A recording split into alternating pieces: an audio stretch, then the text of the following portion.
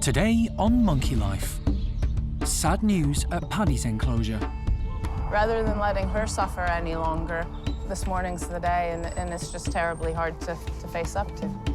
It's all change for the woolly monkeys, but Kaiyah decides to stay put. Kaiyah! Good girl, come on then. And round-the-clock care for baby Bulu.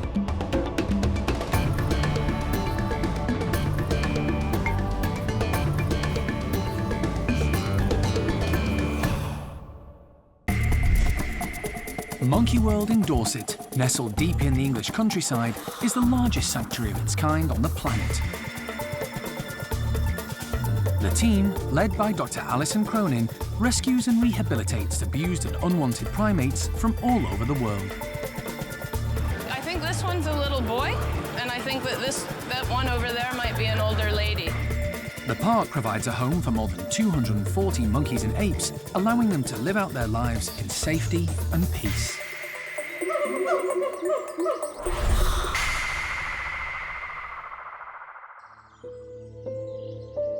It's breakfast time at Paddy's enclosure, but the chimps are rather subdued. Normally, they'd be raring to go when they're let out in the morning. But today, Bart's mum, Susie, is missing. She was taken to the hospital a few weeks ago because the team were concerned that her breathing had become laboured. Everyone was shocked to discover she had an inoperable heart condition. It's terminal. But they didn't want to put her to sleep immediately because they were concerned about the effect on Bart and his sister Eddi if their mum suddenly disappeared. So the veterinary team made her as comfortable as they could. Until today. We could carry on trying to manage her in the pavilions and give her medication and just watch her get worse and worse, but that's not fair or nice, so rather than letting her suffer any longer, this morning's the day, and it's just terribly hard to face up to. Susie was brought to Monkey World in 1994. After being rescued from Spain, where she was being used as a beach photographer's prop. You know, it's just terrible because Susie's been here for 19 years now, and she's a significant part of the park. She's a significant part of Paddy's group, and she's brought so much to them that you want to make it right after everything that she's been through. The team's focus must now be on Bart and Eddi. Bart is 6 years old and very mischievous. He tries to act the big man and causes trouble wherever he goes. But underneath, he's still a mummy's boy. The team are concerned about how he'll cope, but he does have a big support network, including his sister Eddi. She's now 12, so almost fully mature and pretty sensible, but will undoubtedly feel the loss. We'll have to keep an eye on Bart and Eddi and make sure that they're okay, but I believe that the rest of the group will rally around and step up to the plate and help them through it. So most important thing to Bart and Eddi at this point in time is their relationship with the rest of Paddy's group, and that's solid.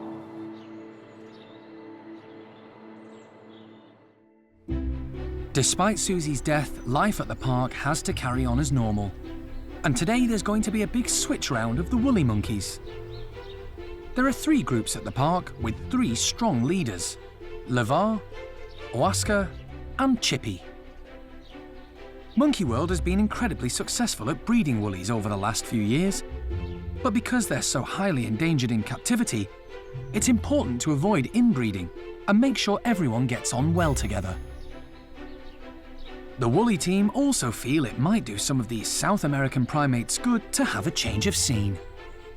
But the move has had to be meticulously planned, because the staff are only too aware that woolly monkeys are highly strung and prone to high blood pressure, which can be dangerous for them.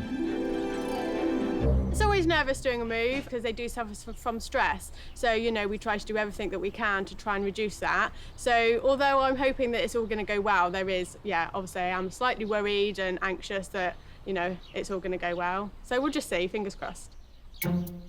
The first woolly who is going to move is Kaiyah. She recently arrived from a zoo in Holland as part of the European Endangered Breeding Programme. Kaiyah has been living with Oscar, but a new home is going to be with Chippy's group. I've got Kaiyah! The keepers need to get her into a travelling crate to transport her to her new house. Kaiyah! Good girl, come on then. But Kaiyah seems quite happy where she is. Kaiyah! Donna tries bribery, Please? Me. but Kaiyah doesn't fall for it. Kaiyah! Do you want to try encouraging her a bit, Carly? Carly gives her a gentle nudge, which does make her move, Hey, darling. but unfortunately, not into the crate.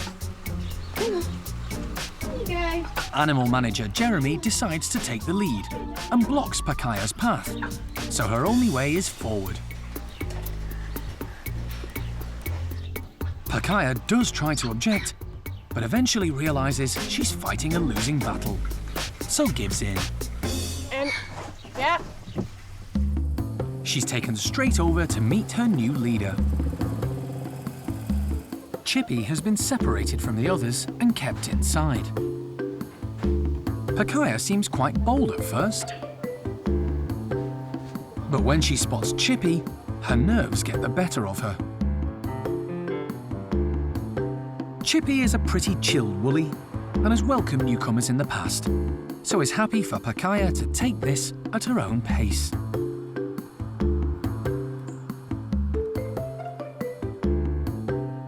At the moment, they're sort of keeping out of each other's way, really. Chippy just does the odd display. Kaiyah's kind of just moving around the space. She's still quite cautious of Chippy, but that's understandable. He's a new male and he is bigger than Oscar as well. So, yeah, so far good. Just give it a bit of time.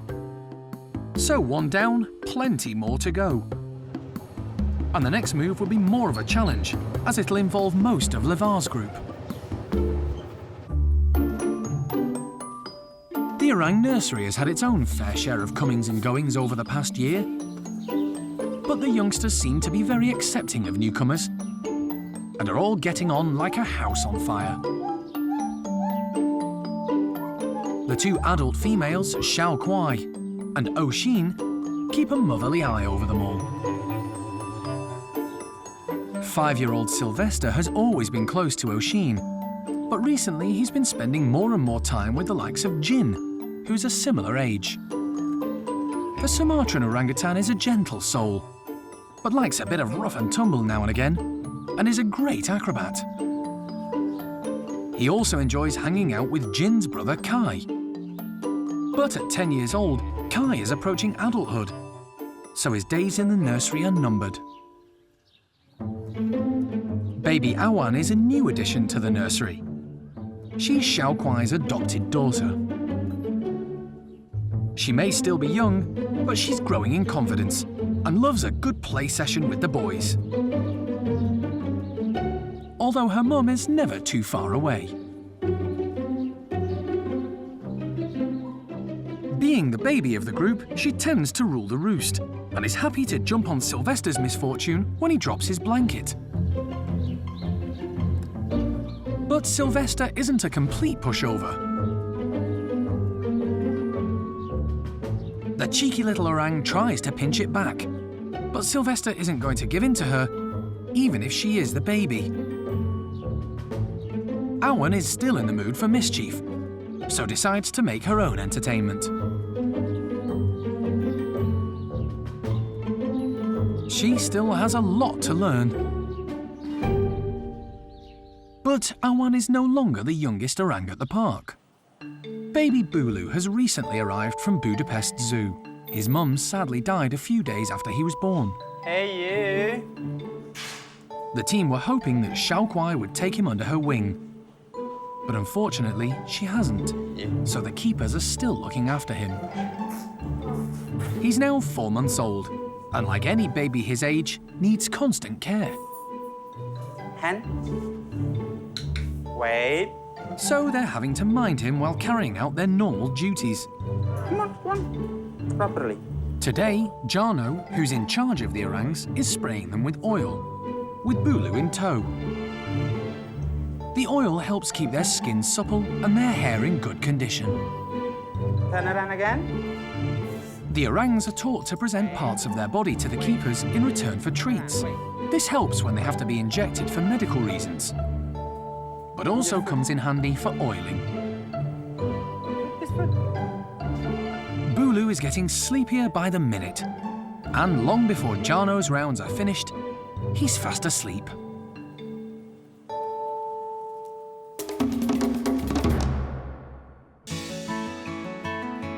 Buddy the Bengal slow loris seems to be settling well into his new home. He was rescued by Alison from the Maldives a few days ago. The little loris was confiscated by the Maldivian authorities during a drugs raid.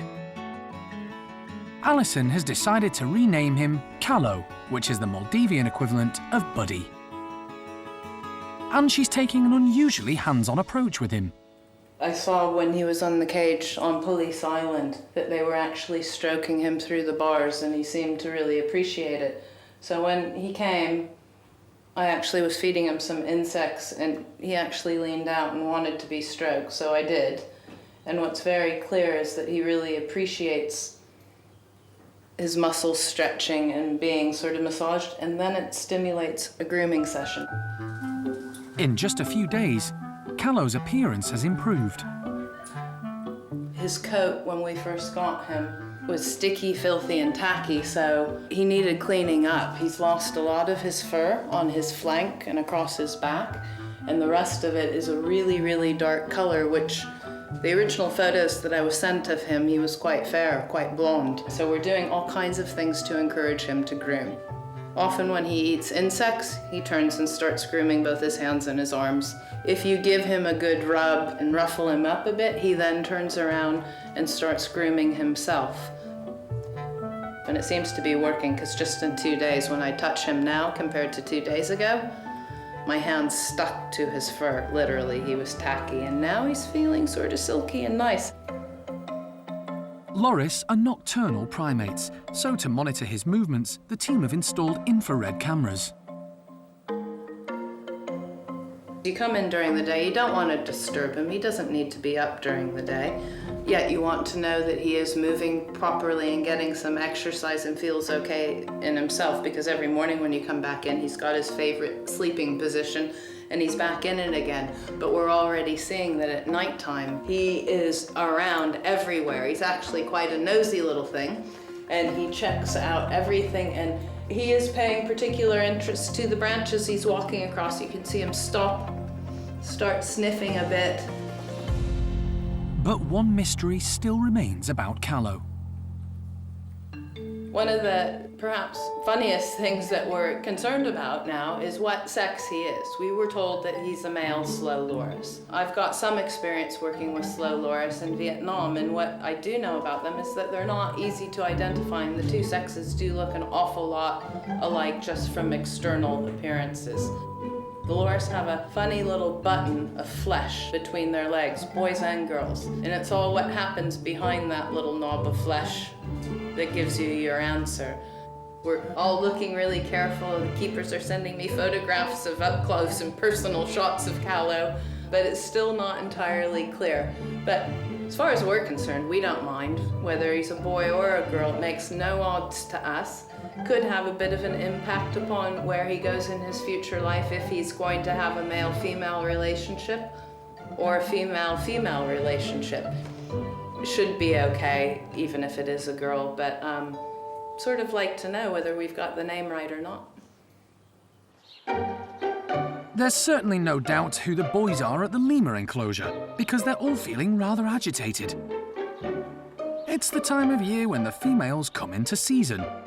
It drives the boys crazy and can lead to fights within the group. And the lady they've all got their eyes on is 5-year-old Kaiyah. Most females are castrated apart from a couple, and one of them in particular, Renton, is quite interested in Kaiyah because she has had an implant, but obviously when she comes into season she still shows all the hormones and things, so he can pick up on that, and it's just causing quite a lot of tension within the group. But in fairness to the boys, Kaiyah can be quite provocative. Kaiyah doesn't help herself at all. She sort of attracts attention, so she will kind of like waft her bum at the males and things as well, which, yeah, it doesn't help her at all. And she doesn't really like the attention. If one of the males is pestering her, then she will warn them off. So she doesn't seem to want that constantly. There is a solution. Our other female fennel has had a hysterectomy, so she simply doesn't cycle and none of the males are really that interested in her. Even though they still know she's a female, she doesn't come into season, so it doesn't have the same effect on the group. But Kaiyah does, so we've actually taken the decision now to spay her as well, just so that we don't have all these problems that we've got with all the males at the moment. So it sounds really drastic, but we've exhausted all the other options and this seems to be the last one, so that's our plan for her. The keepers have managed to sedate Kaiyah, ready for her operation. At the park's hospital, the veterinary team get to work immediately. A hysterectomy is a fairly routine procedure, but they don't like any animals being under anaesthetic longer than necessary. It's never nice to see one of your animals have to be knocked down, no matter what it's for, good or bad. So, yeah, it's just a bit tense while she's under, but hopefully she'll be fine. It isn't complicated, but, you know, any surgery is... It's actually just like spaying a cat mid-line. Fortunately, there aren't any complications. It was all there to find, which was nice. Sometimes you've got to hunt for the uterus, and the ovaries came up really nicely. So we've taken out the uterus and the ovaries. Kaiyah seems to have developed an unusual lump under her chin, so Mike is going to check it out while he has the opportunity. What I said to Alison that I would do here was to try and dissect this out. Easier said than done.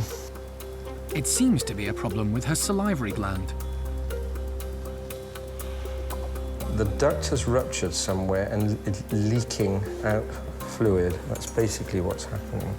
It's not life-threatening, and it might eventually heal up on its own. So, with all her surgery complete, Kaiyah can rejoin the rest of the group. And hopefully from now on, the boys will leave her in peace.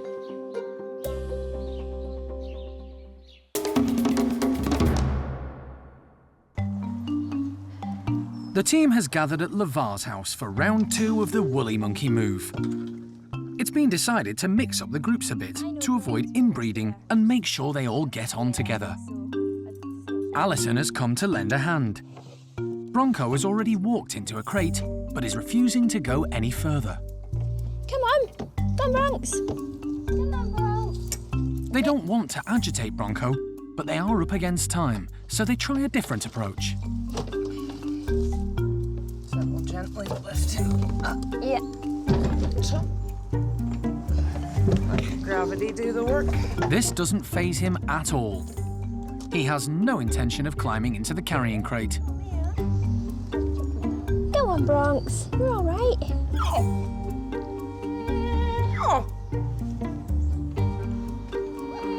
Time to call in the cavalry. Careful, it's gonna trouble. Jeremy's going to see if his luck is in a second time. We've tried vertical, we've gone back to horizontal. By blocking his path, Jeremy manages to guide Bronco in the right direction. Go on then. Come on, then. Go on, Bronx. Good boy. Success! There we go. And with another woolly safely loaded, it's time to round up the rest of the group. Female Kuna doesn't put up any protest.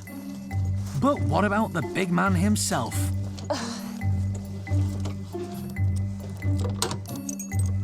To everyone's relief, the leader walks straight in. Hello, Bart. Good lad, well done. And once they've collected young Manny, the group set off for their new home.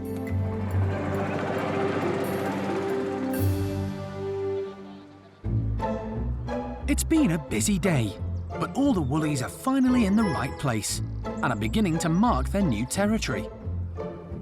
Levar, Bronco, Manny and Kuna have swapped places with Oaska and Zingu.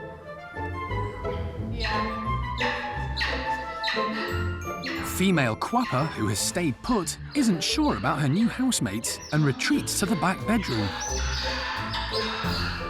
Generally, they're all good. Quapper's quite vocal. She's quite nervous of Lavar. He's obviously a new male. He is a little bit bigger than Oscar as well, who she's used to, but he's a perfect gentleman. He's just biding his time, so hopefully she will get there. Manny's confidence has taken a bit of a knock. He's quite nervous. He's sort of spending a lot of time hidden behind the cat flap, but hopefully once Quapper settles down, everything will sort of quieten down a bit, and yeah, he'll build up the courage to come out and meet everybody. But I'm sure he will get there. It might just take him a little bit longer than the others. At Lavar's old house, the remaining residents, Paquita, Isla, and Bueno Jr. are about to meet their new leader. Zingu and her new baby come in first, while Oscar bides his time.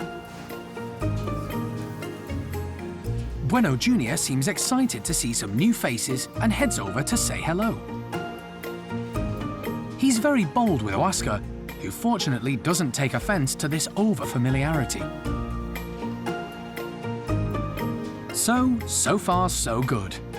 But the keepers will keep a close eye on the three groups over the next few weeks to make sure they all find their feet and play happy, woolly families.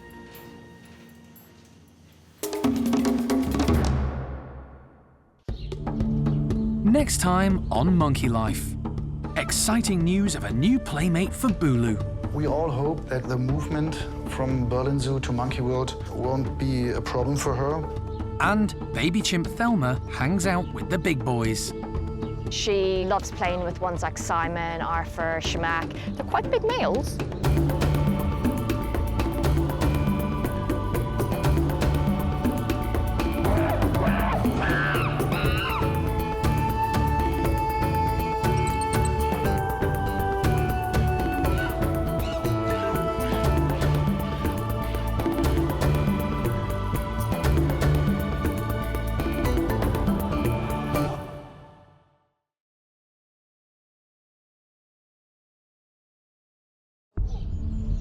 This time on Monkey Life. Exciting news of a new playmate for baby Bulu. We all hope that the movement from Berlin Zoo to Monkey World won't be a problem for her. Alison goes to the rescue of two more marmosets in need of help. She's missing claws. Those legs do look very skinny and frail. And baby chimp Thelma hangs out with the big boys. She loves playing with ones like Simon, Arfur, Semach. They're quite big males.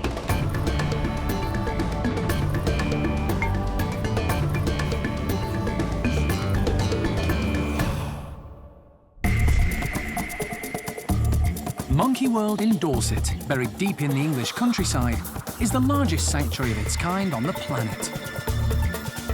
The team, led by Dr. Alison Cronin, rescues and rehabilitates abused and unwanted primates from all over the world. This is always, for me, the most stressful time. I want to see Kiki fit and healthy. The park provides a home for more than 240 monkeys and apes from 21 different species. Its aim is to give them as happy and natural a life as possible.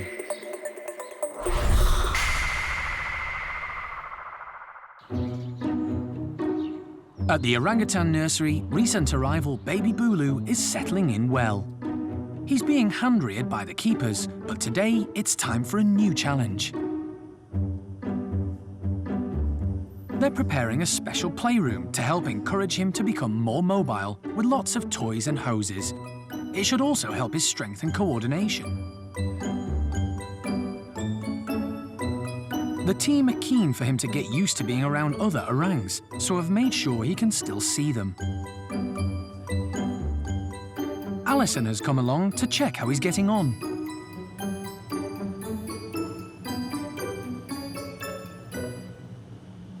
This is Bulu Mata, all grown up, well, at least getting there. You can see he's really developed over the past few weeks. His hand-eye coordination is amazing. His strength is great, and he's using his hands and his feet equally. So he's really progressing quite quickly now. So hence the new nursery playroom. Play sessions like this are really important for Bulu and will help him cope with the more boisterous orangs when he joins the nursery full-time. So we've developed the next stage in Bulu Mata's transition and geared up for phase 1, if you will, at the orangutan creche to be taken over by a new arrival. He should be with his mother 24/7. And in the absence of his mum, that falls down to us. So sort of interacting with him and making direct eye contact and letting him know that he's loved and looked after and he can rely upon us is absolutely critical to his development, to being well-adjusted and contented. For Bulu Mata here, we've sort of made the next step from keeping him in a more confined area, because you can see now he's capable of not only sitting upright, but lifting his full body weight up with his arms and his feet. So he's starting to climb. We've got a sort of shorter area here on top of a shelf, and it's in line with the tunnel where we first started him out. Bulu's old baby tunnel, where he spent his first few weeks, is now being prepared for a new little orang, who will hopefully be a playmate for him.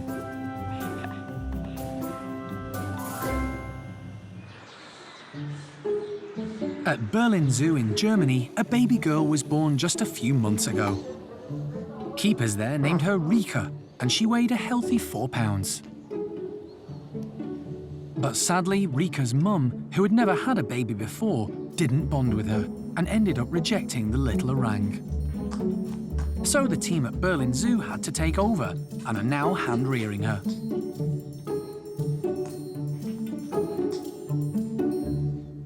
The major goal is that she is not getting used to humans in the long run, but that we find a way to bring her as fast as possible in a surrounding where she can live with other Sumatran orangutans in a group.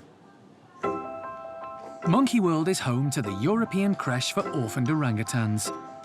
The keepers have a lot of experience in bringing up babies who've either lost or been rejected by their mothers. And after hearing about Bulu, the Berlin team have decided it would be the perfect place for Rieke to grow up too.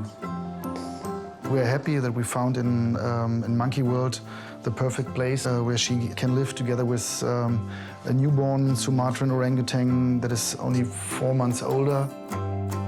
The orang nursery has 2 adult females who act as adoptive mums and keep an eye on the youngsters.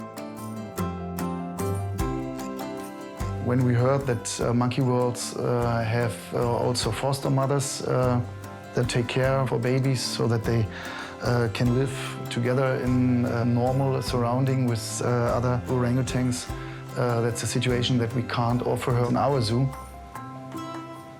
We all hope that the movement from Berlin Zoo to Monkey World won't be a problem for her. At the moment, there's no better place, in our opinion, than Monkey World.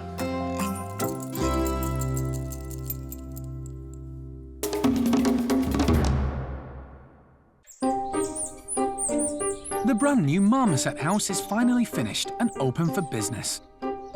It's been built with help from the RSPCA, whom the park works closely with to provide a home for the growing number of these small monkeys who are falling victim to the British pet trade. A new complex was built just 2 years ago, but it's already full to bursting. This new house provides 14 much-needed extra bedrooms. Even so, most of the spaces are already taken. Such is the demand for places, Alison has to choose carefully which marmosets are most in need of help. Today, she's on a mercy call to Nottingham. A veterinary practice got in touch about a female marmoset they're concerned about. Her name is Mojo. She was left in an empty house when her owner was sent to prison. She was skinny. Yeah. Potential rickets, bone disease of some sort, low bone density, you feel. She's missing claws. Yes. Those legs do look very skinny and frail because you can see the back of her thighs. Yep. The bones are quite pronounced. But she should easily be, 300 to 350, so she's missing a third of her body weight. Oh, little girl, you're teetering on my hand. She's surprisingly calm and seems happy to get into the travelling crate. Quit. Having been neglected for so long, Mojo is going to need some TLC.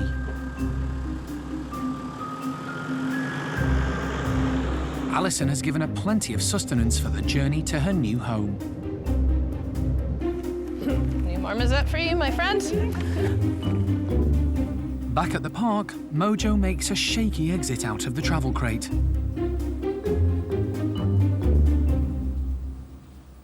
Because Mojo's got kind of limited mobility, her back legs aren't very good at all. We've had to think quite carefully about how we've made the room for her. So we've put in extra perching so she doesn't have to make any big jumps or leaps, which she's not really capable of doing at the moment.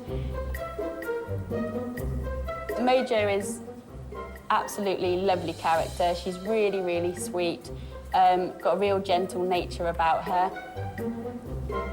Marmosets are really, really social animals. In the wild, they live in their family groups. It's not natural for them to live on their own, and if they are in solitary confinement, then they really do suffer, both physically and mentally.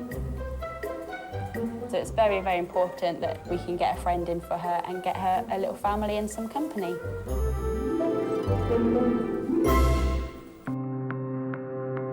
But finding a suitable partner for Mojo isn't straightforward. The team have to think very carefully about which animals they put together. Alison has had a call about another marmoset who's also in need of help and lives quite close by. He's called Albert. We'll go over to his house, see what he's like, learn a little bit about him, and then bring him back here to the park. Following a little bit of an operation at the local vet clinic that's on our way. He's going to have a vasectomy so that there are no babies coming after Albert meets Mojo. There are no guarantees Albert and Mojo will get on. Only time will tell if it's going to be a match made in heaven.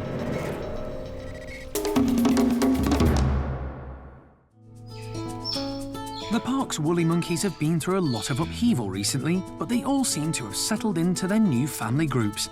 And over recent months, there's been a baby boom. At Chippy's enclosure, there are 2 new arrivals. Kaiyah has had a baby girl called Oriana. This is great news, as there haven't been many females born at the park lately. Until recently, Kaiyah was living in Oaska's group, so he is Oriana's father. Being wild-caught, he's particularly valuable to the gene pool. But in his absence, Chippy is proving to be a great stepdad and has taken a lot of interest in the little woolly. Kaiyah is a first-time mum, but has risen to the challenge. Like any doting parent, she was extremely protective of Oriana at first, but recently has been allowing her a little freedom.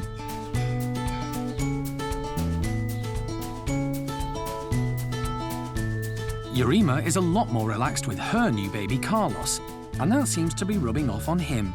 The little woolly has been pretty chilled ever since he was born.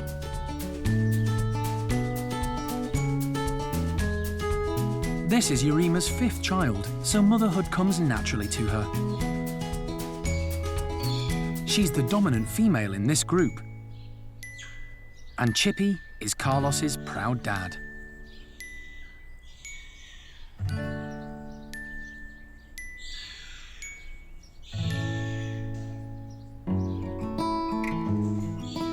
Despite the park's success, woolly monkeys are notoriously difficult to breed. There are less than 40 left in captivity in the world, which makes the new arrivals here in Dorset all the more valuable.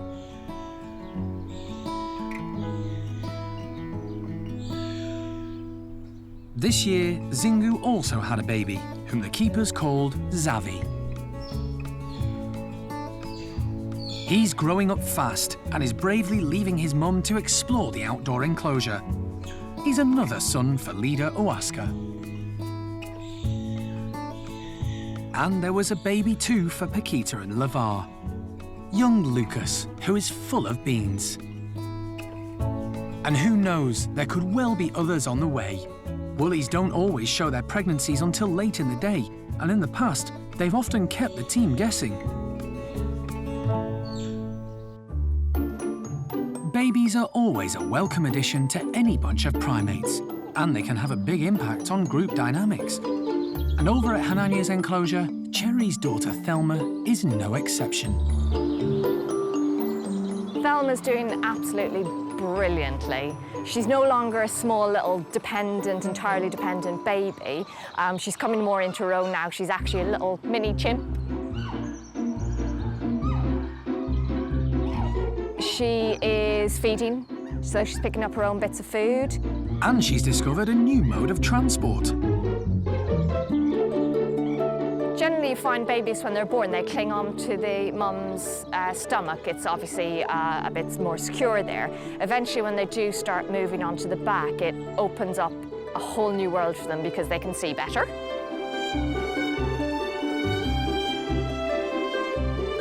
And Thelma has a white tuft of fur on her bottom that helps other chimps see her better too. This distinguishes her as a youngster, but it will disappear with age. It acts as an important signal to older chimps, making them aware there's a little one nearby.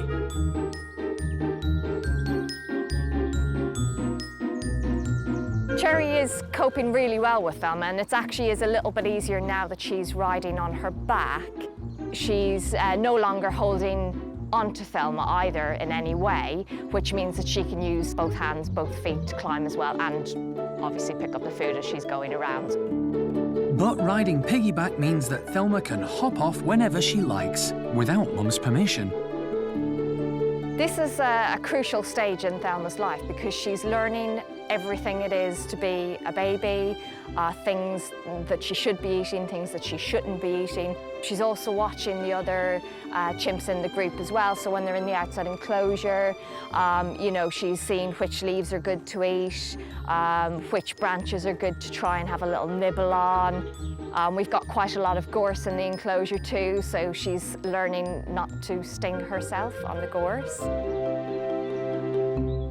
The first few years in a young chimp's life is really important to have some play sessions.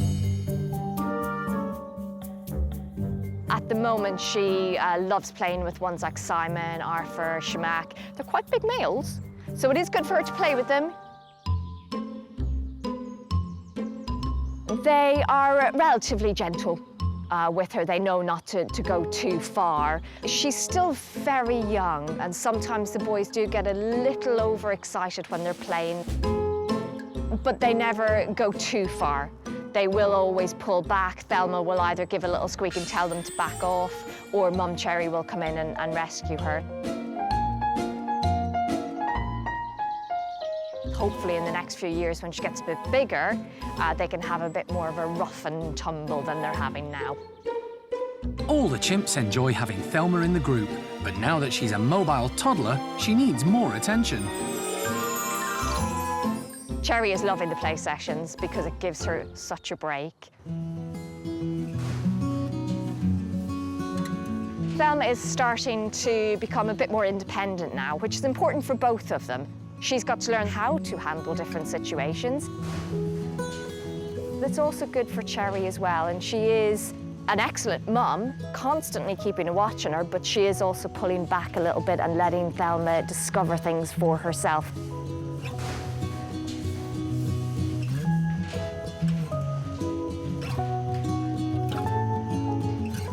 The group as a whole are really good at the moment. They seem to be a lot more settled, especially with Thelma in there. It's really helped them all to come together and work together more as a group.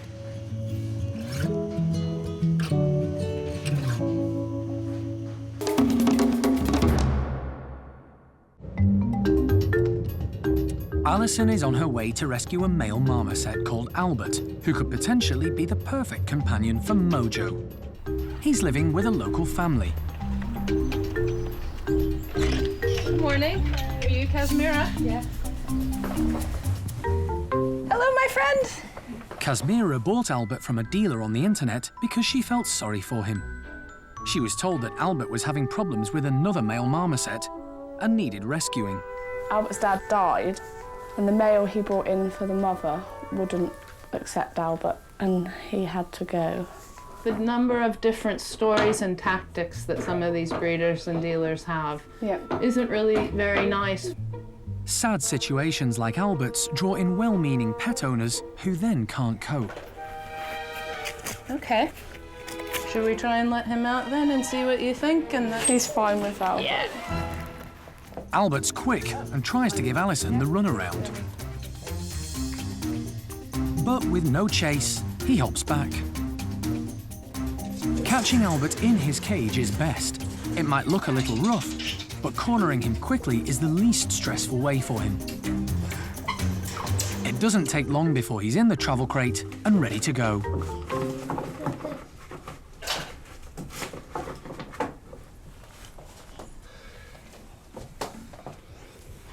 It's all right. Pretty quick, though. Mission complete, and Albert is on his way to his new home. See you later. No, once again, you know, what a lovely lady and a nice family, and she clearly cares an awful lot, which is why she bothered to call us and make arrangements for Albert, because she knew it wasn't right. But Albert has a stop-off on the way to his new home. He has to have a vasectomy. It's a small but vitally important operation. The park doesn't want to breed marmosets since they need all the space they have for rescued animals. Emily is one of the team that's going to look after Albert. Really nice, actually. Vasectomy good, microchipped him, weighed him, he's 390. Okay. They take him straight to meet Mojo. He's put into a bedroom next door. Oh, look at, isn't he beautiful? Mojo seems interested and can hear Albert. They eye each other up. Alison and Emily wait, ready to open the door that separates them. Wanna give it a go? I'm up for it. All right, she looks keen. He definitely looks keen.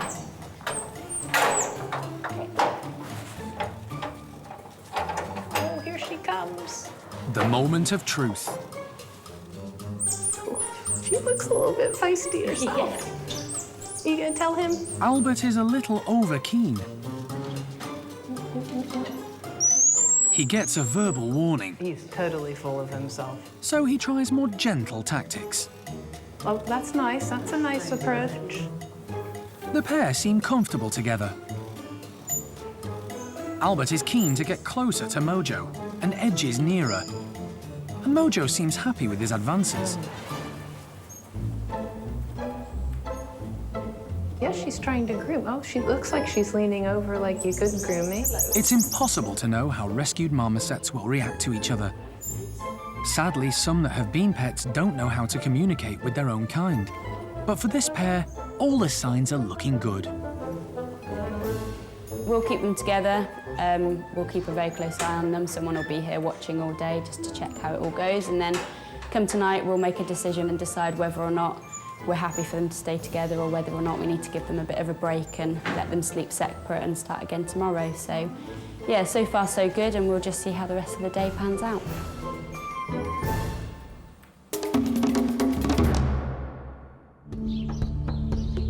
Next time on Monkey Life, baby Bulu's new playmate Rieke arrives at the park. Happy that we're able to help them out and do the right thing for them, but how sad that these little guys aren't with their mothers. And a worrying time at the hospital when Jestah wakes in the middle of a tooth operation. You have to be on your toes all the time.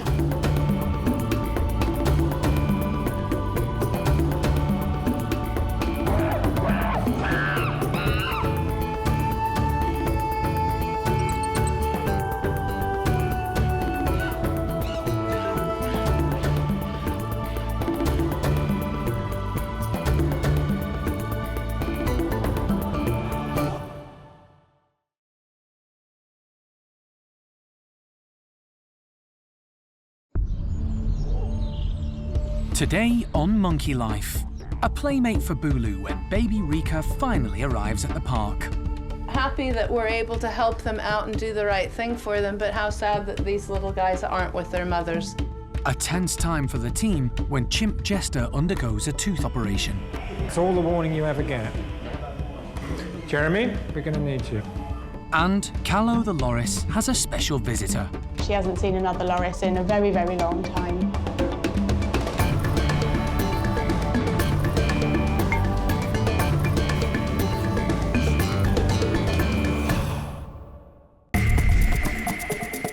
Monkey World in Dorset, buried deep in the English countryside, is the largest sanctuary of its kind on the planet. For more than 25 years, the team, led by Dr. Alison has rescued and rehabilitated abused and unwanted primates from all over the world. We've really done everything we can to make her journey as smooth as possible. The park provides a home for more than 240 monkeys and apes, allowing them to live out their lives in safety and peace.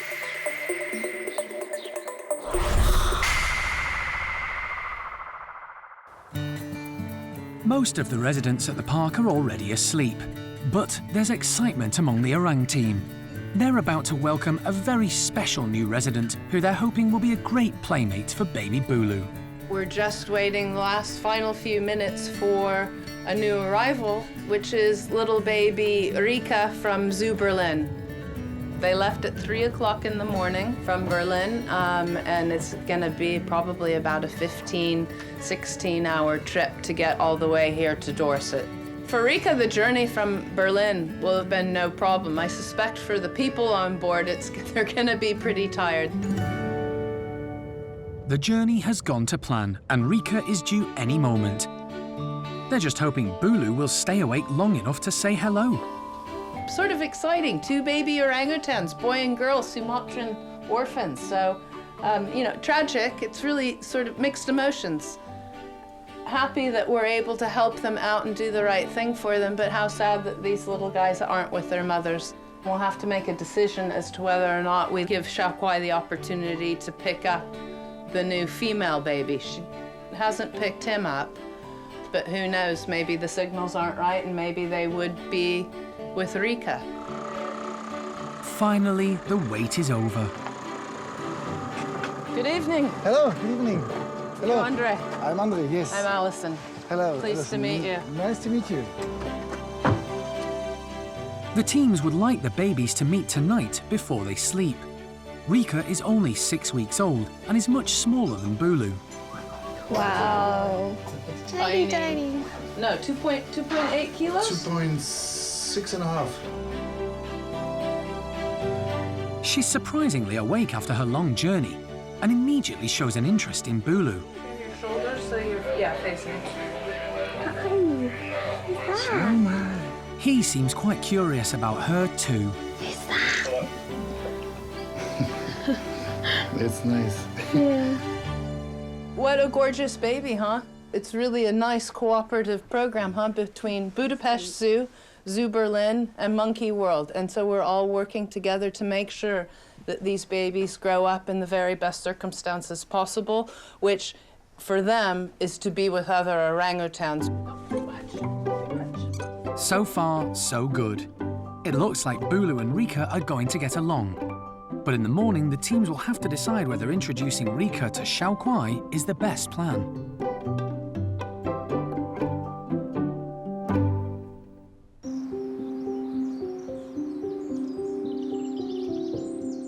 It's not just the orang team who have their hands full. Over at the bachelor's enclosure, the chimp team are preparing to take Jestah to the park's hospital. He has a swollen face, which they suspect is being caused by a rotten tooth. Animal manager Jeremy Keeling and vet John Lewis are going to need extra help with the procedure, so have called on the services of wildlife dentist Peter Cortez. Jestah has had problems with the tooth in the past. We think he's broken it.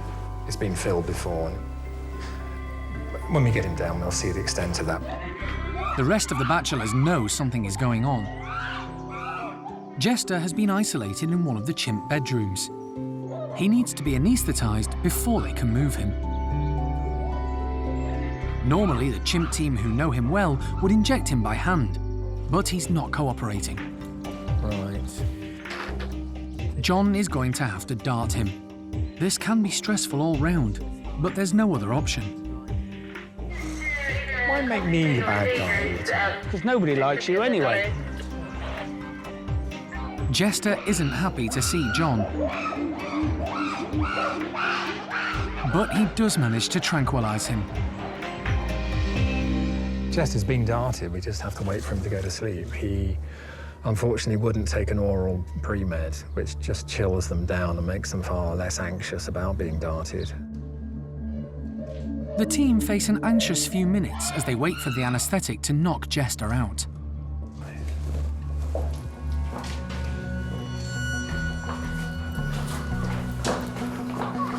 Well done, chaps. It's a bit scrunched up, so let's stretch him out a bit. Let me go a bit further. Right. It's only a short journey to the hospital, but they need to move fast, as John doesn't like any of the primates to be under anaesthetic any longer than they need to be.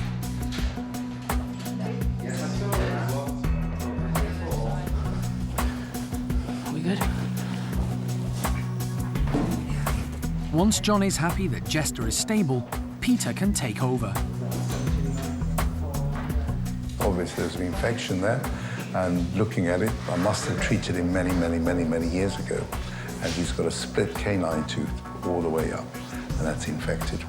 This is worse than expected, and getting Jestah's tooth out will need major dental surgery. I had no idea what was involved. We don't know. He hasn't been anaesthetized for a long time. So we just have to get on and do our best and get it done as quickly as possible.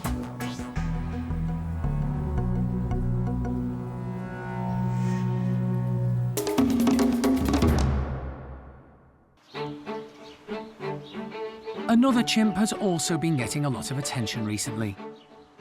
Paddy's son Bart lost his mum Susie after she was found to be suffering from a serious heart condition. There was concern among the team as to how he would cope without her, as he's only 6 years old. But fortunately, his dad, who he's very close to, has stepped into the breach, and the whole group has rallied round. His big sister Eddi is also providing some much-needed reassurance. Bart seems to be bouncing back and is once again testing everyone's patience. He gets away with more than he should, partly because he's little, but also because he's the leader's son.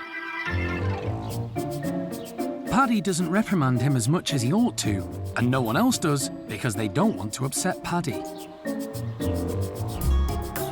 He notices Mickey and Buster chain walking. The mischievous chimp considers winding them up, but wisely leaves them alone.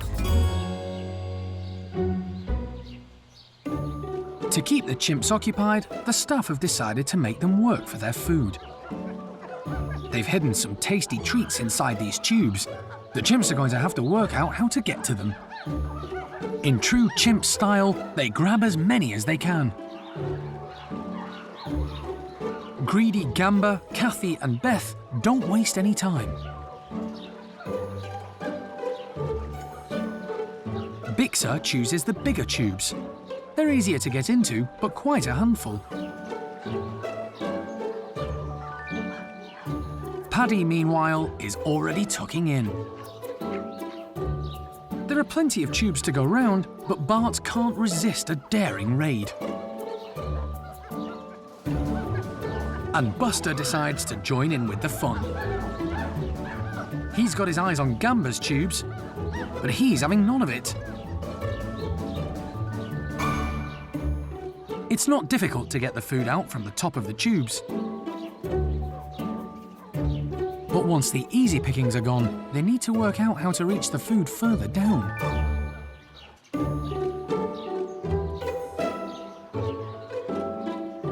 Eventually, they realise brute force works perfectly well.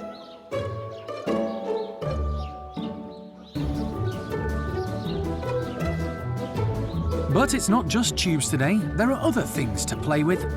And Buster's still keen to have some fun with Bart.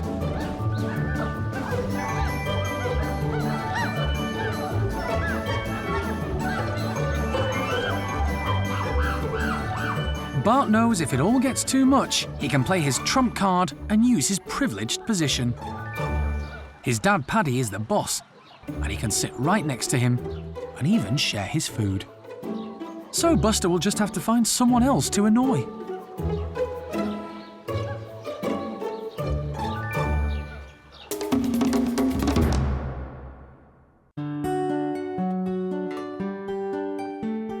New playmates Bulu and Rieke seem to be getting on famously. They are quite interested in each other automatically, which is fantastic to see. It's every primate's instinct. We just have to watch out for his flailing arms, and we'll have to keep an eye on his fingernails and her eyes, because as he flails about, he can actually inadvertently hit her in the eyes, and we just want to make sure that she doesn't get a scratched eye. The team now has to decide whether or not to introduce Rieke to Hsaio-quai. I can convince myself either way. Do we try and give Rieke to Hsaio-quai, like we did with Bulu Mata? She went in, she was nice with Bulu, but didn't want to pick him up or show an overwhelming interest in him. I'm a little bit more concerned about Rieke in that she has never fed from her mother, and Bulu had. This isn't an easy decision. Even if Hsaio-quai does accept Rieke, Rieke may not feed from her, in which case they'll have to be separated again. But on the plus side, Bulu and Rieke are already showing signs of bonding. She definitely instantly responded to being alongside Bulu Mata and looked at him, which is really nice. I'm really pleased for them because the two of them are gonna have a long childhood growing up together. It's time to take the two babies down to the nursery to settle them in and ponder on the decision. They're going to put Bulu into his playroom and Rieke into his old baby tunnel. There will always be somebody here to supervise that he is not grabbing the baby. And when there is somebody here, we will leave the door open and supervise. If the keepers have to go somewhere, they will gently close the slide so that she is safe. Yeah.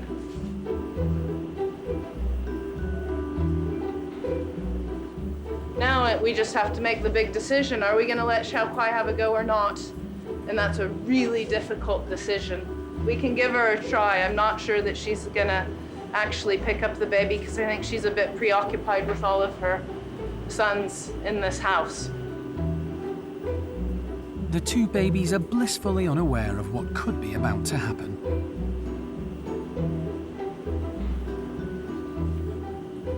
Keepers are concerned about giving her to Hsaio-quai right now. Okay. So they would, I think, prefer to wait until she's a little bit more together, I guess. So just to do the try a little bit later. Yeah. With Rieke settled, it's time for Andre to say goodbye before he heads back to Berlin. It was fantastic for us to see that both Bulu Mata and Rieke started to get in contact with laying their heads next to each other. And the future for her is good because of all the options they have here. And of course, the people who work here who are really experienced in the way they handle and work with the animals. So it looks like another budding friendship is about to blossom in the orangutan nursery.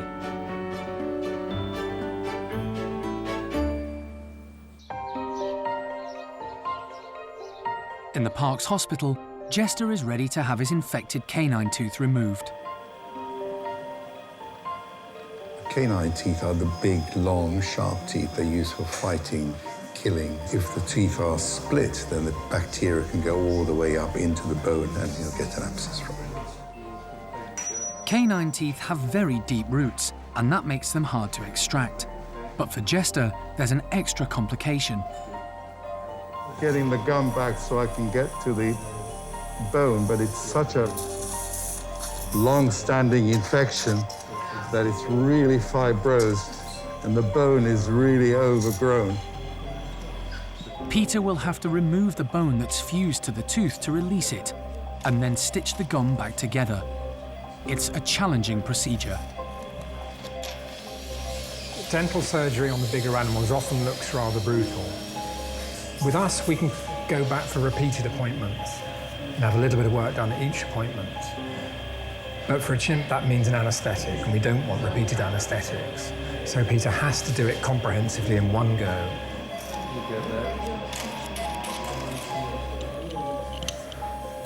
There is part of the tooth that was split. Once both parts of the tooth are out, Peter starts to stitch the gum back in place. It actually has closed up very nicely. Suddenly, Jestah's heart rate starts to rise. Lower forceps on that. That's very... You know, it's up to 72 now.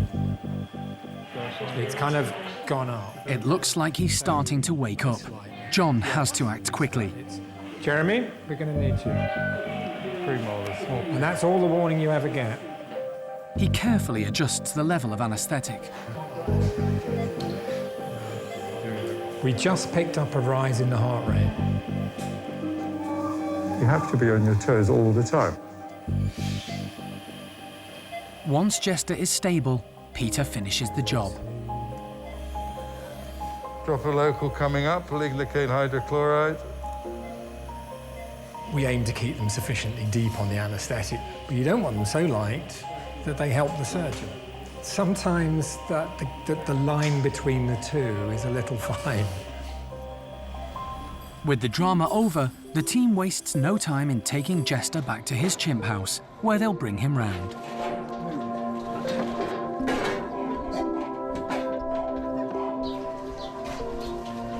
A quick check, and then John reverses the anaesthetic to wake Jestah up.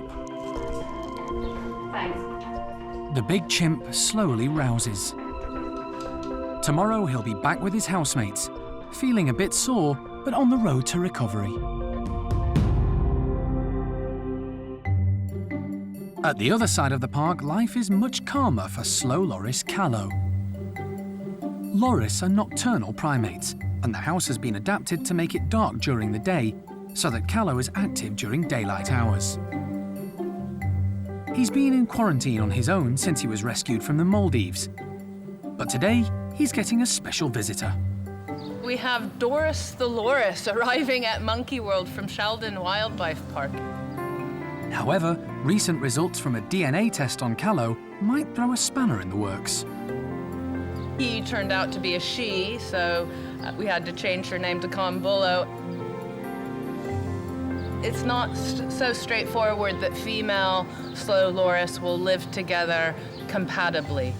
Apparently, Doris the loris has lived with another lady before, so it's possible. If the two females do get along, the plan is for both loris to live at Sheldon, as they have nocturnal facilities. But it's better that their first meeting is here in Dorset. We've got 4 separate bedrooms in a circular setup where the ladies can sort of move about without having to be confronted with each other. We're all sorted and ready to go, and we'll set them in bedrooms across the corridor from each other. Doris is accompanied by her keepers.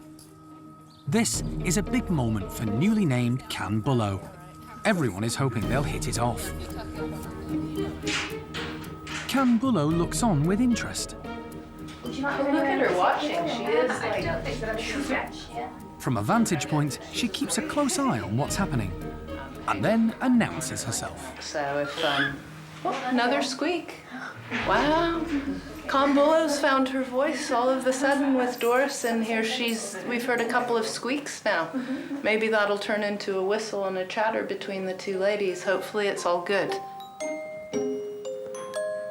Bulu seems eager to meet her new neighbour, so the team follow her lead and open the door.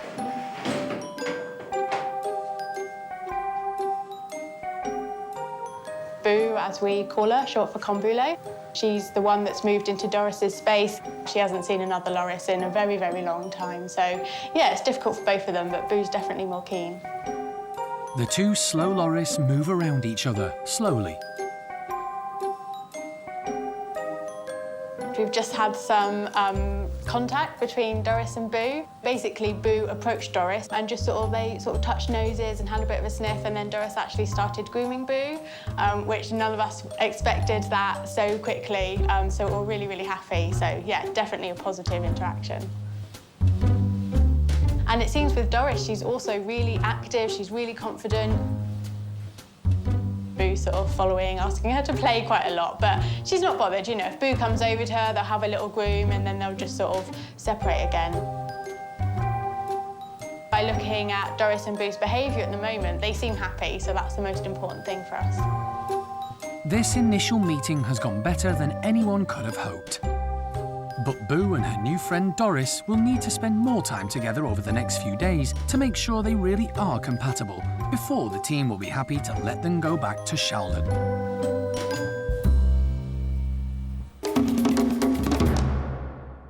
Next time on Monkey Life, Double Trouble, Rieke and Bulu prove to be quite a handful.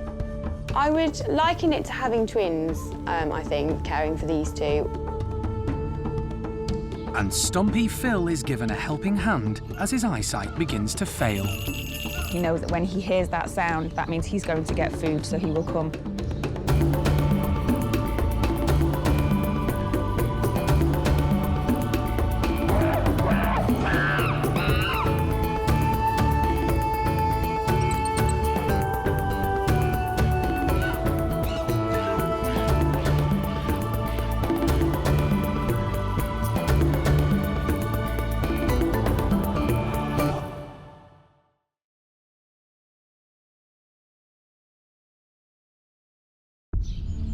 This time on Monkey Life, baby orangutans Rieke and Bulu run the keepers ragged. I would liken it to having twins, I think, caring for these two. Stumpy Phil is given a helping hand as his eyesight fails. He knows that when he hears that sound, that means he's going to get food, so he will come. And new boys Friedrich and Kurt prove to be a hit with leader Fennel.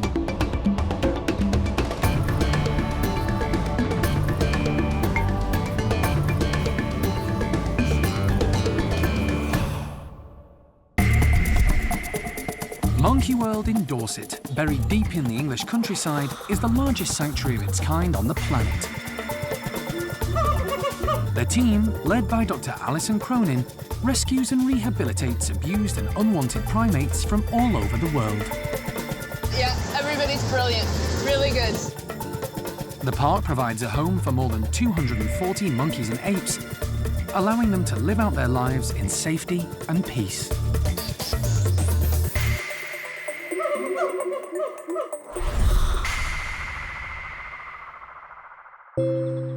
It's early morning, and most of the residents of Monkey World are still asleep. But new arrival baby Rieke is wide awake and hungry. Keeper Kate is on duty, and she's had a busy night. She's in charge of Bulu too, who's also started to stir. But thankfully, he seems happy where he is for the moment, so Kate can concentrate on Rieke.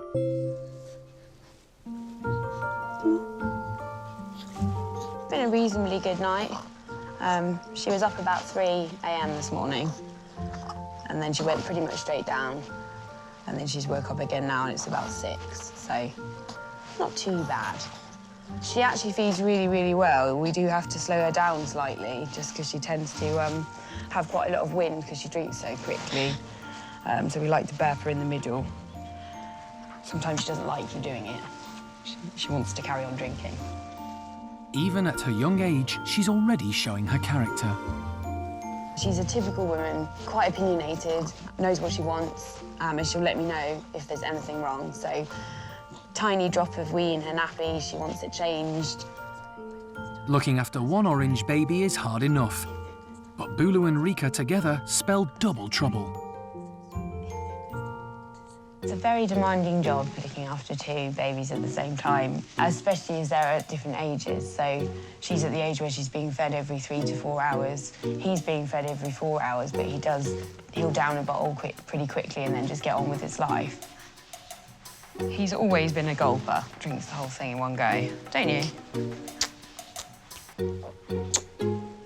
I feel like he had a little bit of a slow start, maybe for the first month or so that he was here, and then he's just made up for it now. I mean, he's the muscle he's got now. He can really, he supports himself completely. And he was always a very laid-back guy. really chilled out, wouldn't mind who he was with. And he's still like that. But I think now Rieke has arrived, he started to say, hey, I was here first. Guys, come on. And show a little bit more of his kind of I want things my way a bit more, whereas he didn't do that before. Together, Bulu and Rieke are getting through more than 15 nappies a day. This is I'm going to the toilet face. And he has, you can tell. Are you stinky? But changing an orangutan's nappy is not straightforward. Are you going to sit still today? It's much easier with orangutans to have them on their front. I think that's mainly because they feel more confident when they're holding on to something. But now Bulu's getting a bit older, he's quite, sometimes he won't sit, he doesn't want to push around at all, and he'll sit up and do that, tell you exactly where he wants to go, which isn't always helpful when you've got a messy bum. Hey, Bulu, you have to sit down, buddy. Finally, success. But Bulu needs to be kept occupied while Kate gets back to Rieke. I would liken it to having twins, I think, caring for these two. Rieke makes life a little easier, which is just as well, as Kate still has her day job to do. There are 6 other orangs in the nursery that also need looking after.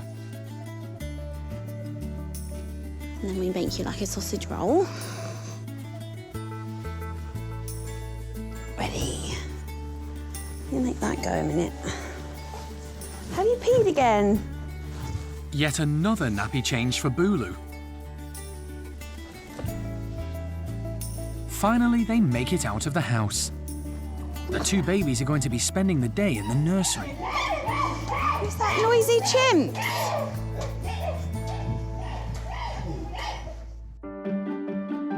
Another newcomer isn't being quite so demanding. Stumpy Floh has been at the park for a while now and seems to have settled well. Today, the team have decided to try to encourage the ugly monkeys, as they're affectionately known here, to take a little exercise. So have hung up some baskets in their enclosure full of treats. Floh has nipped out and managed to bag herself a tub before anyone else, and is making the most of it. Leader Sam hasn't managed to get into one, yet. Floh is a bright Stumpy. She knows she has to work quickly before the high rankers get to her. Sylvie, who's one of the youngest, uses her nimbleness to get to her prize. While Sam is hoping dominant female Kelly might have more success than he did. Stump-tailed macaques have a very strict pecking order, and since she arrived at the park from Munich, Floh has been finding her feet. But it seems she's ended up at the bottom of the pile, along with lowly Phil. Floh is really clever, and she has learnt her place in the hierarchy. She understands who the dominant animals are and her place in it. So she's not scared of the high rankers in that she will run away from them when they approach, but she does know to be submissive of them. Floh probably gets on best with Phil. They do spend a lot of time grooming, a lot of time together, and actually Phil has been seen on a number of occasions mating Floh. He's the only one that she's allowed to mate her, so that's really nice for him, because I don't think that's ever happened in his life. So he's got a nice girlfriend. But yeah, they're really, really close bond. Sadly today, Phil is sitting on the sidelines.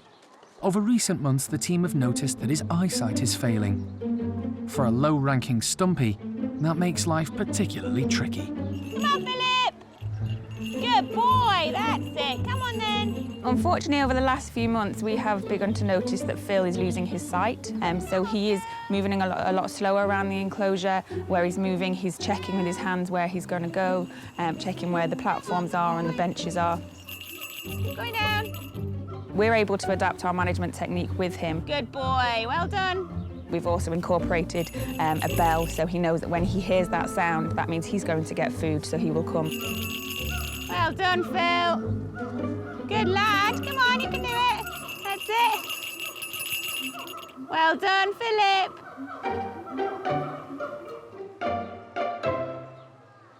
Since he's lost his sight, Phil's position hasn't changed in the group. We are noting some issues within the group in that when an animal comes over to him, he can't see their facial expressions. So if it's a dominant animal and it's threatening him, he doesn't know that they're doing that, so he isn't moving away. We're going to make sure that our structures, the big structures in the enclosure and in the house, don't change. So the big platforms, the big posts, they're going to stay as they are. So hopefully remember how to get around the enclosure. Life has never been easy for downtrodden Phil, and his sight problems will only add to his woes.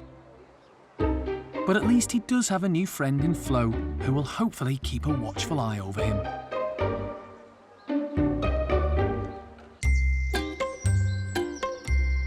Floh isn't the only one who's had to get used to being part of a hierarchy. Two new arrivals at the lemur enclosure have also had their work cut out. Once again, whenever there's food around, the pecking order kicks in.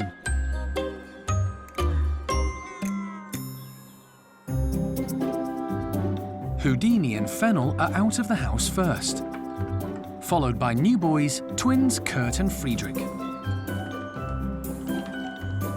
As leader, female Fennel gets first pickings, followed by the other high rankers. This has been a tough lesson for the twins to learn. Friedrich in particular has found it tricky. He's a confident chap, and when he and his brother first arrived from Salzburg Zoo in Austria, he had no respect for the hierarchy and immediately tried to muscle in. This didn't go down well with the others, and he ended up having a run-in with dominant male Indiana. Things have settled down a lot, although he's still on the periphery of the group. Kurt, on the other hand, is brighter than his brother. He's played the game well and has gradually worked his way into the group, which means he's allowed in when there's food around. Friedrich doesn't miss out, however, because the lemur team put some extra fruit out on the other side of the enclosure, where he isn't chased away. And there's plenty of food on the trees.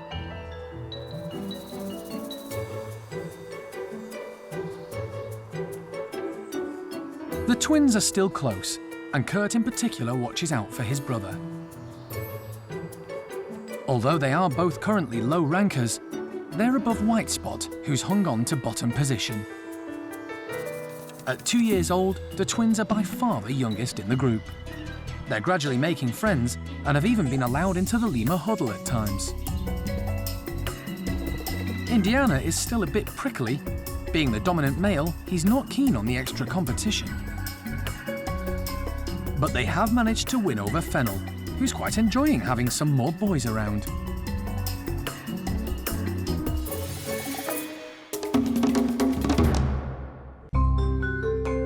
Although all the primates at the park love their enclosures, sometimes they have to be persuaded to go outside. At Hananya's house, the chimps have decided it's too cold to go out. It's really good to do different things at this time of year. It's winter now, weather's not great, it's cold. Because it's cold, they tend to spend more time inside. You get a bit agitated when you've got nothing to do. So yeah, we've just gathered a whole load of different sized empty boxes. We're going to put them in the outside enclosure. Maybe put a few treats hidden in there just to encourage them to play, see what they do. It doesn't take long for Hananya and the gang to realise it might be worth braving the cold. And there's a mad scramble for the boxes.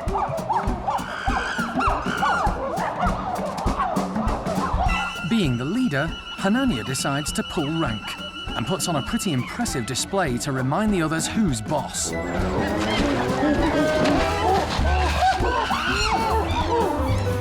Semach, who's never far from the boss's side, has also got straight down to business.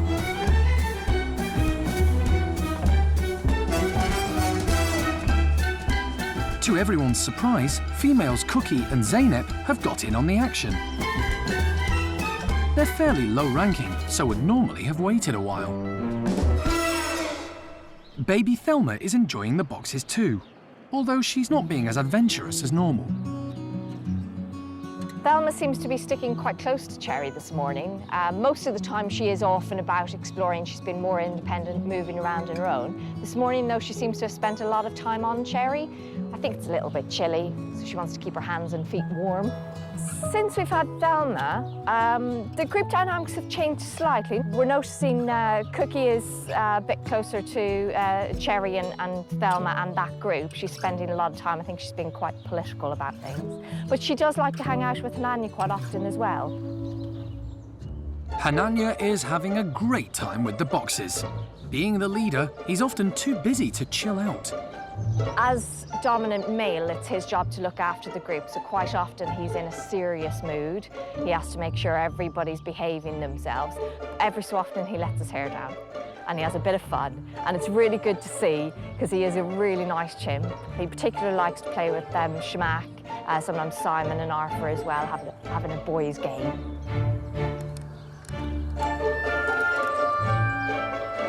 Low-ranking Arfur is having lots of fun with Jess.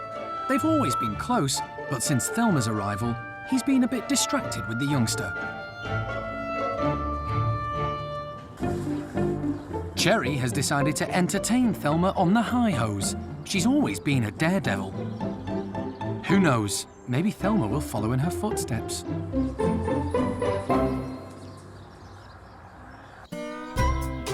Unlike Thelma, over at the orang nursery, Bulu and Rieke are proving to be quite a handful.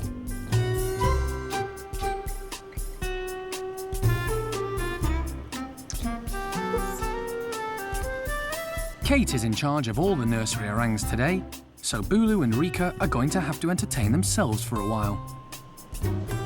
So I've got to medicate some people, so you've got to play with this. But Kate isn't taking any chances. Rieke is safely in the baby tunnel, and Bulu is in the playroom. If I need to go away and do something which I need to now, I need him to be safe and I need her to be safe, so that's why it's shut. The orangs, including Jin, Oshin, and Sylvester, are fascinated by these newcomers. The team feel it's important for Bulu and Rieke to be around others of their own kind.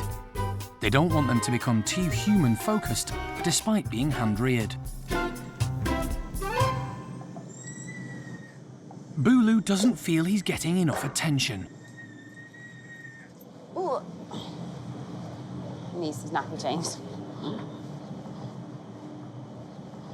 He's usually crazy in there. He loves it in there, but they've been staying at the hand-rearing house for a couple of days, so he's got lots of cuddles the last couple of days, so he's a little bit clingy. Bulu is teething, so that could explain why he's unsettled. The second tooth is coming through there. The second one is just there. The team are keen for Bulu and Rieke not to become attached to any one person, so there's a team of 4 caring for them 24/7. Hand-rearing for a whole year is a big commitment, and it can be up to that. So, yeah, you've got your work cut out, basically. Bulu is already on solids, despite his lack of teeth. Your favourite, innit? Banana.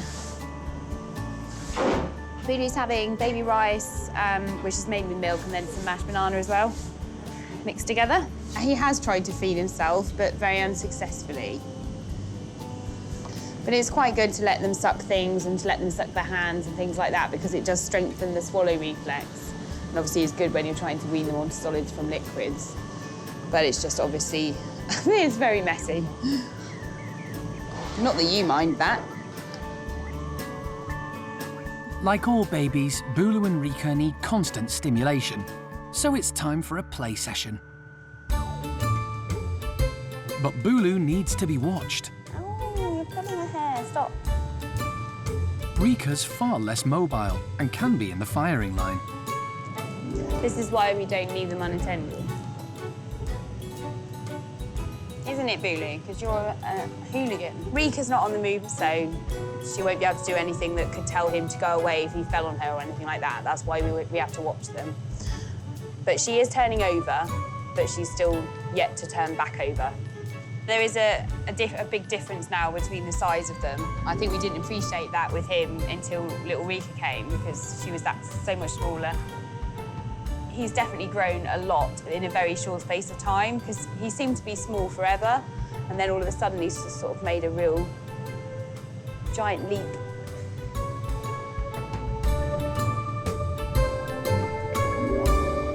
Once Kai, Jin, Sylvester and the other nursery orangs are fed and watered, there's just time to pop into the park's hospital to carry out a few checks on the babies before they go home for the night. 4.68. Bulu and Rieke are just two of many new arrivals to the park in the last year. As well as Floh, Kurt and Friedrich, there's also been Hsaio-quai and Kaiyah. And a brand new Marmoset house has had to be built to cope with the growing number of these small monkeys, which the team are having to rescue from the British pet trade. Baby Leo was only 4 months old when he was brought to the park, and he was the worst case they'd ever seen. One little slip, one tiny little fall, and he'd shatter into a million pieces. But with a lot of TLC and a proper diet, he's thrived, and is now living with new friends Sammy and Fred. There was also Buddy the Loris, who Alison rescued from the Maldives. Hello, my friend. Back in Dorset, he was renamed Kalo, but DNA tests then showed he was actually a she. With her new name, Can Bulu, she went to live at Sheldon Zoo with a Loris called Doris. There've been a number of babies this year. Cherry had twins. Sadly, Louise died shortly after she was born from a hole in the heart. But Thelma is thriving. And the woolly monkeys had a baby boom with 4 new additions. This is great news for the highly endangered captive population. Friendships have continued to blossom, some more unlikely than others. And a love story has been unfolding between newly paired golden-cheeked gibbons Kim and Tien, who have finally cracked their duet. Sadly, Bart lost his mum Susie, but Dad Paddy stepped into the breach, and the cheeky chimp is back causing as much mischief as ever. As is young Rodders, who continues to wind up Lulu, while Brian is still trying to prove he's the big man in Sally's group. These primates are the lucky ones. They've been given a safe haven to live out their days. But the team know their mission is far from over. While there are monkeys and apes who need their help, their work will go on.